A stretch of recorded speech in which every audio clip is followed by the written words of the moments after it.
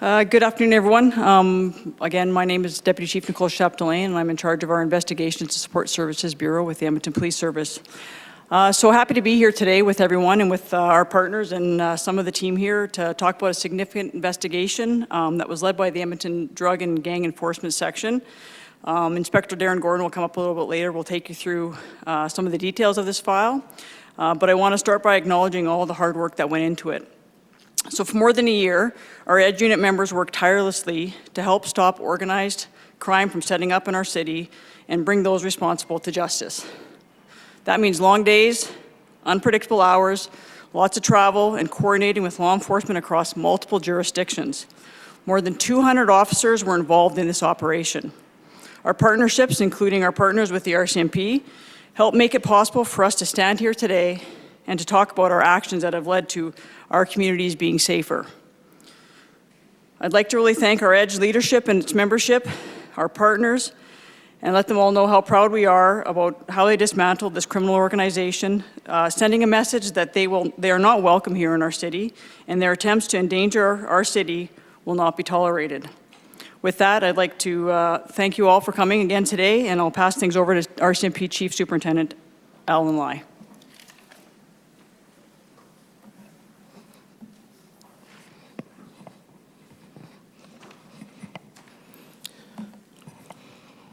Thank you, Deputy Chief. Good afternoon. On behalf of the Royal Canadian Mounted Police, I'd like to thank you all for joining us. My name is Chief Superintendent Alan Lai. I'm the Deputy Regional Commander for the RCMP in the Northwest Region. Crime today is not confined by borders, jurisdictions, or sectors. It moves quickly, adapts rapidly, and exploits every gap it can find. Project Ghostrider is another investigation that highlights how the collaboration and the sharing of information between the RCMP and the Edmonton Police Service can disrupt and dismantle these criminal networks operating in our communities. By working together, we can strengthen investigations, coordinate efforts, and ensure our resources are directed where they will have the greatest impact. With that, I conclude my remarks. I would like to invite Inspector Darren Gordon to the podium to share further details on the investigation and the important work that has been carried out. Thank you.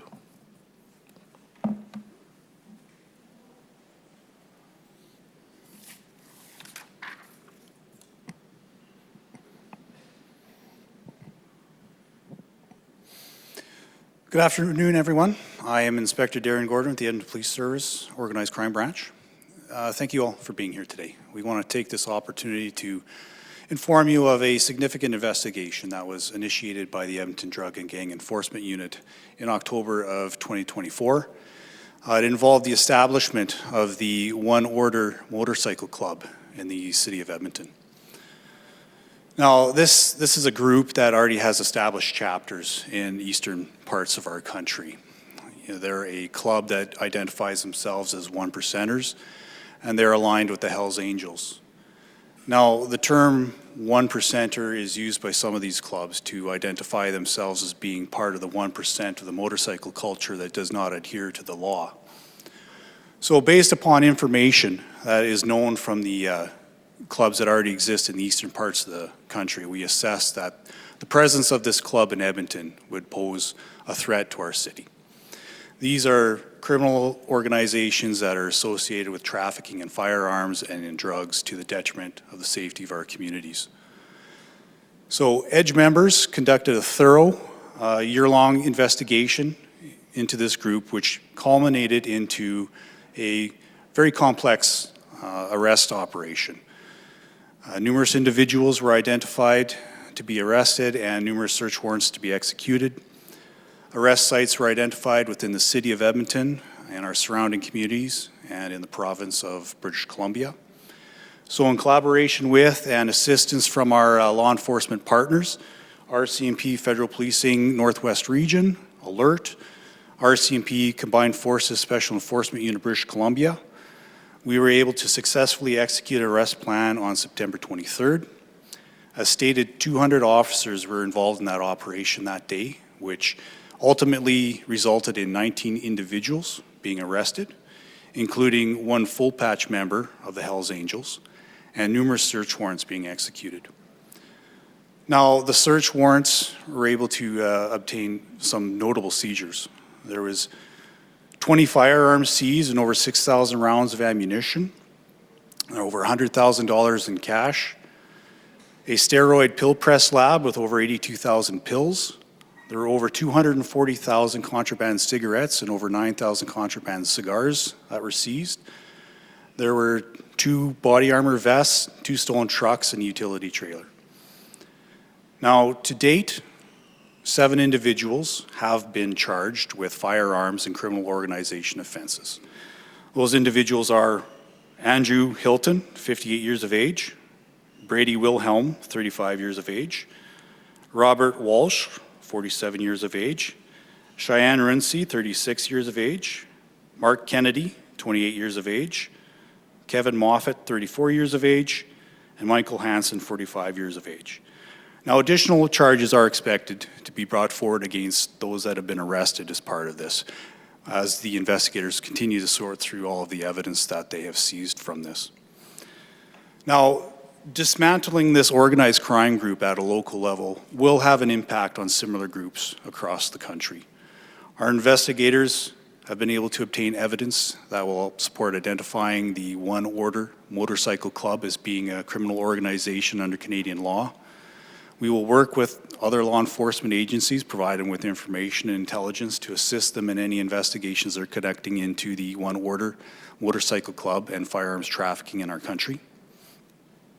I do want to take the time here to thank our EDGE investigators for all of their dedication, for their expertise, and for their teamwork, and to our law enforcement partners for all the valuable assistance that they provided us in bringing this to a successful conclusion. Keeping drugs, guns, and organized crime out of our community is a priority for all of us up here, and we will continue to work together to ensure we enhance public safety. Having all of you here to learn about successful investigations like this and report on it to our communities helps assure those communities of the continued efforts that all of the law enforcement agencies here are placing into combating organized crime, that we will all continue to work together to do so. So again, thank you for your time here today. We'd be happy to take some questions from you, but please understand we will not be able to answer any questions in relation to police tactics that were utilized during the course of this investigation. Any questions? How many of those individuals that were charged had rap sheets, like whatever? How many of them are from Edmonton, and are any of them in remand, or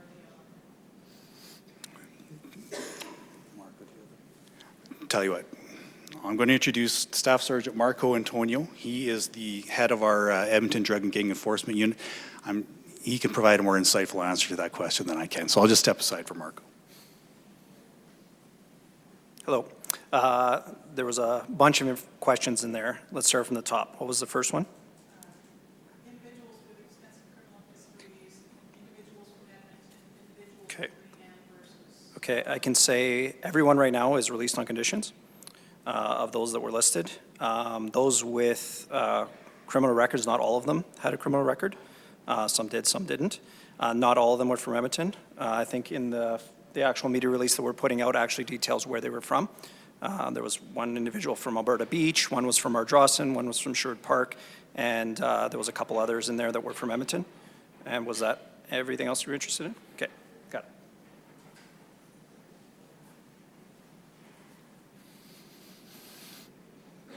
Are any of these guns printed? Yes, they've been all forensically analyzed. I apologize. I mean, have any of them been produced with the Oh, no, they have not. Those are all legitimate firearms.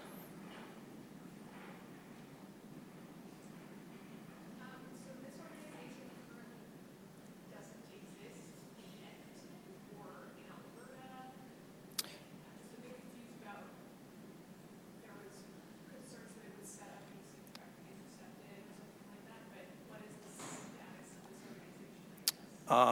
Right now, so they are well established in Eastern Canada. They have chapters in Peel, Toronto, Ontario, and in Halifax. So they were starting to move here. So they were in the process of starting to set up. And I think they were in the initial kind of phases when this investigation began. Are they elsewhere in Western Canada? Western Canada, I'm not sure, and we can confirm that and get back to you. But I believe they were starting to move out west.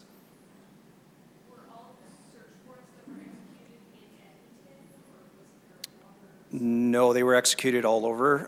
We executed in Sherwood Park, in Ardrossan, in Edmonton, Alberta Beach, and in British Columbia and Kelowna. So, and it was all done simultaneously in the morning of the 23rd.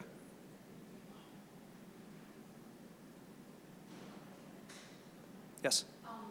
So these gangs in general, not the specific one, they have trackers, as you mentioned, you know, some of them they have trackers, Edmonton or Alberta. I'm talking about not the specific one. Okay. All those groups, gangs. Any message to the public in terms of like, if they see it, if they see those groups on the streets, what to be aware of? Well, again, like motorcycle enthusiasts, they're out there. They're not all involved in criminality, obviously.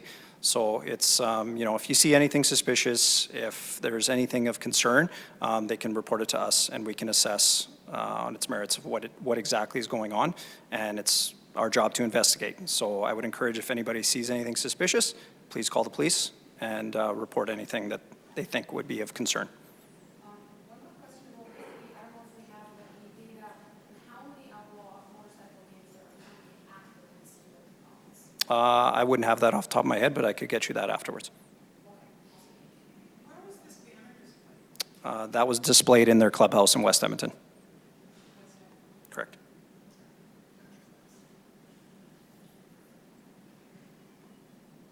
Any more questions?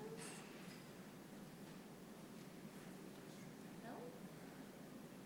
Was it identified as a clubhouse? I mean, if you drove past it, would you know what it was, or was this sort of like a? This will leave you. No, actually, it was very indescript, so you wouldn't know unless you were intimate with them. We see a lot of stuff on the table here. What's the street value? Street value. I can tell you just off the top of my head, the steroid production with the vials and the pills, conservative estimate probably around $1 million. This is just a fraction of what was seized. Obviously, we need way more tables to lay out all the vests and everything, and the steroid operation was quite extensive. So yeah, just off on the drug side of it, I would say probably around $1 million. And then as far as the firearms values, depends. Steroid trafficking is this something we hear about a ton? Is this a bigger problem that you're noticing, or is this, are these types of seizures something that is common? It is out there, but you know, our focus is like fentanyl and the synthetic opioids, but we do come across this from time to time. It is out there. Were the weapons stolen? I'd have to get back to you on if any of those firearms were actually confirmed stolen. A lot of them had defaced serial numbers, so there was you know, forensic work that needed to be done, and also tracing to determine where they originated from. And we're working with partner agencies on potential investigation into that.